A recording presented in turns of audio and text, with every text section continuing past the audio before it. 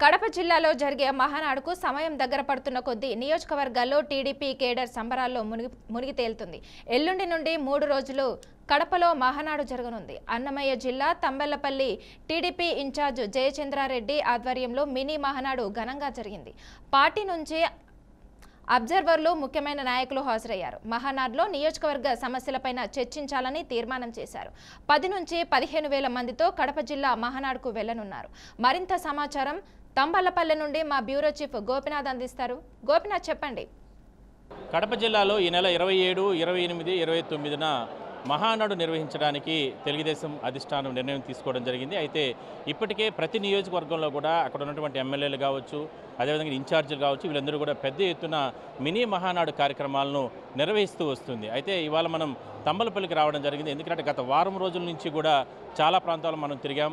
విశేషమైనటువంటి ఆదరణ ఎక్కడ చూసినా కూడా ప్రజలు అంటే స్థానిక కార్యకర్తలు, నాయకులు పెద్ద ఎత్తున మహానాడు నిర్వహించడానికి అన్ని ఏర్పాట్లు చేసుకుంటున్నారు.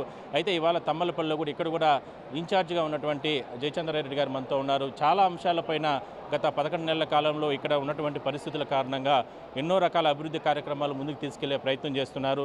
మరి మహానాడుకి సంబంధించి ఎందుకంటే తెలుగువారికి ఎన్నో రకాల పండుగలు ఉంటాయి. మరి తెలుగుదేశం పార్టీ కార్యకర్తలకి, నాయకులకి అందరికీ కూడా మహానాడే అత్యంత కీలకమైనటువంటి పండుగ. మరి ఆ పండుగను నిర్వహించుకోవడానికి ఎటువంటి కార్యాచరణ ప్రారంభించారు, ఇప్పుడు జరిగినటువంటి మినీ మహానాడు ఎటువంటి తీర్మానాలు, ఎటువంటి నిర్ణయాలు తీసుకున్నారో ఇన్ఛార్జ్ జయచంద్రారెడ్డి గారు ఉన్నారు. సార్ నమస్కారం అండి. చాలా అద్భుతంగా చేస్తున్నారు. అంటే కొన్ని కారణాలు అవన్నీ మనం పక్కన పెడితే ఇక్కడ ఉన్న పరిస్థితుల కాలంలో గతంలో ఎన్నికల్లో చిన్న సమస్యలో ఓడిపోయిన తర్వాత కూడా ఏంటి ఇవాళ మినీ మహానాడు కార్యక్రమాలు జరిగాయి. ఎటువంటి తీర్మానాలు మనం ఇక్కడ మీరు చేసుకోవడం జరిగింది? కార్యకర్తలు, నాయకులు అందరితో కలిసి ఏం చేయబోతున్నారు? అందరికీ తెలిసిందే అన్న, ఇప్పటి వరకు ఉమ్మడి ఆంధ్రప్రదేశ్లో కానీ, నవ్యాంధ్రప్రదేశ్లో కానీ తంబెల్లపల్లి నియోజకవర్గం ఎప్పుడు చాలామంది చెప్పే మాట వెనకబడింది, కరువు ప్రాంతం వెనకబడింది. నేను ఎప్పుడూ చెప్తున్నా, రాజకీయాల్లోకి వచ్చిన ఫస్ట్ రోజు నుంచి ఇక్కడ పుట్టిన బిడ్డగా, ఇక్కడ పెరిగిన బిడ్డగా తంబెల్లపల్లి నియోజకవర్గాన్ని స్వార్థపరులు చేతుల్లో పెట్టి వెనక నెట్టేసినారు. కానీ నియోజకవర్గం వెనకబడింది కాదు. దాన్ని ఖచ్చితంగా మన నవ్యాంధ్రప్రదేశ్లో ముందు వరుసలో నిలబెడతానని చెప్పి, డెవలప్మెంట్లో ఫస్ట్ ప్లేస్కి తీసుకుపోతానని చెప్పి ఆ రోజు మాట ఏం జరిగింది. ఈరోజు తంబెల్లపల్లి నియోజకవర్గంలో కొన్ని కారణాల వల్ల ఓడిపోయినా కూడా, అంటే 2019లో ఇక్కడ శంకర్ యాదవ్ గారు 48,000 ఓట్ల పైచీలకు వెనకబడినారు. 48,000 పైచీలకు వెనకబడిన దాన్ని ఈరోజు మేము 10,000 ఓట్లు తగ్గించగలిగినాం. ఖచ్చితంగా విన్ అవ్వాలా, లేకపోతే కొన్ని కారణాల వల్ల విన్ కాలేకపోయినాం. అయినా పర్లేదు, పైన ప్రభుత్వం, మన కూటమి ప్రభుత్వం ఉంది. డెవలప్మెంట్కి ఎప్పుడు ముందుండే మన నారా చంద్రబాబు నాయుడు గారు ముఖ్యమంత్రిగా ఉన్నారు. మాలాంటి వాళ్ళని ప్రోత్సహించే మన యువ నాయకులు కీలకంగా ఉన్నారు పార్టీలో. వాళ్ళ సహకారంతో ఖచ్చితంగా తంబెల్లపల్లి నియోజకవర్గాన్ని ఏదైతే మేము ఈరోజు ప్రతిపాదించినామో, ఇండస్ట్రియల్ కారిడార్స్కి అనువైన ప్రాంతం, నేషనల్ హైవేకి పక్కనున్న 600 ఎకరాలు ఇక్కడ కురవలకోట మండలంలో ఇది సర్వే కూడా అయింది.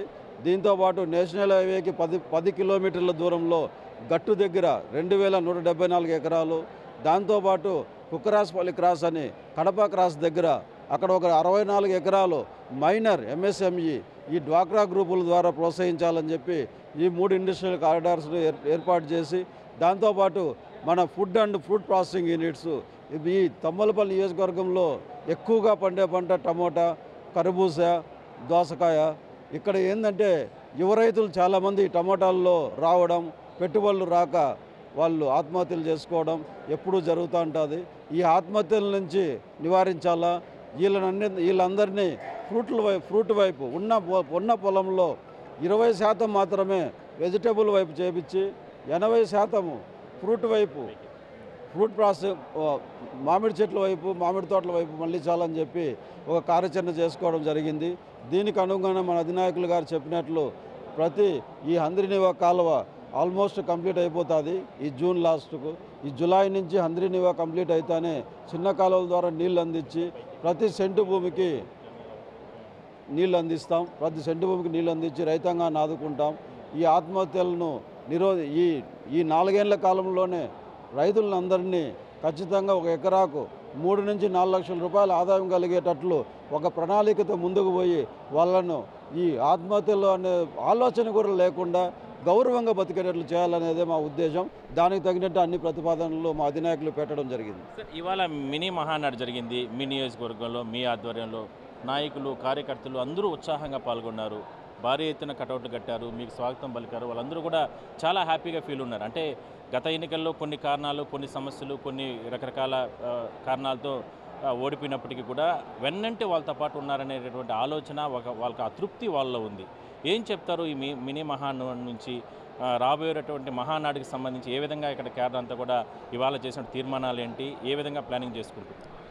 ఇవాళ మాకు ఉన్న ప్రాబ్లం ఒకటే, తంబలపల్లి నియోజకవర్గంలో పారిశ్రామిక వాడదాలు ఇండస్ట్రియల్ కారిడార్స్ తీసుకొచ్చి నిరుద్యోగులు ఉద్యోగస్తులు చేసుకోవడం.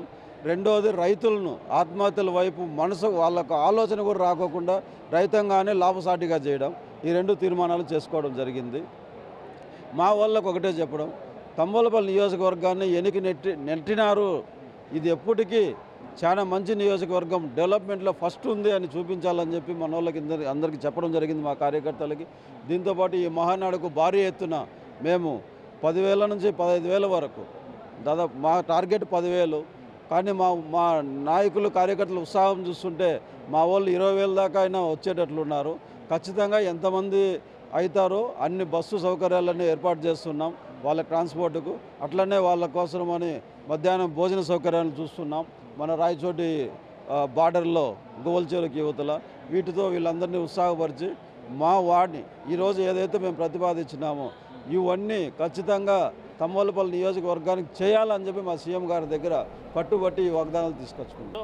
మొత్తం మీద మనం అన్ని ప్రాంతాల్లో తిరుగుతున్నాం. మినీ మహానాడులు పెద్ద ఎత్తున జరుగుతున్నాయి. అంటే ఇప్పటికే పెద్ద ఎత్తున అంటే జయచంద్ర రెడ్డి గారు కావచ్చు, లేదా ఇక్కడ ముఖ్యమైన నాయకులు, కార్యకర్తలు పెద్ద ఎత్తున ఈ మినీ మహానాడుని అత్యంత వైభవంగా నిర్వహించడం జరిగింది. దాదాపుగా 15,000 నుంచి 20,000 మంది వరకు కూడా కడప జిల్లాలో జరిగే మహానాడుకు వెళ్ళబోతున్నట్లు కూడా ఇక్కడ అంటే జయచంద్ర రెడ్డి గారు మనతో చెప్పడం జరిగింది బీఆర్కే న్యూస్తో. సో మొత్తం మనం కూడా ఆల్ ద బెస్ట్ చెప్తాం. ఎందుకంటే ఆయన కష్టానికి ఫలితం దక్కుతుంది. ఖచ్చితంగా ఇక్కడ ప్రజలు ఆయన ఇప్పటికే ఆదరించారు. కానీ చిన్న సమస్య, కొన్ని కారణాలు సేవ చేస్తున్నారు. మరి మేము ఆయనకి అండదండలుగా ఉంటామంటూ కూడా బీఆర్కే న్యూస్తో కొంతమంది కార్యకర్తలు, నాయకులు కూడా చెప్పడం జరిగింది. చూద్దాం మరి రాబోయే రోజు అంటే మరో 2 రోజుల్లో జరిగేటటువంటి మహానాడుకు సంబంధించి ఇక్కడ ఇప్పటికే కూడా భారీ ఏర్పాట్లు జరుగుతున్నాయి. వీడియో జర్నలిస్ట్ నాగార్జునతో కలిసి గోపినాథ్, బీఆర్కే న్యూస్, తంబలపల్లి నుంచి.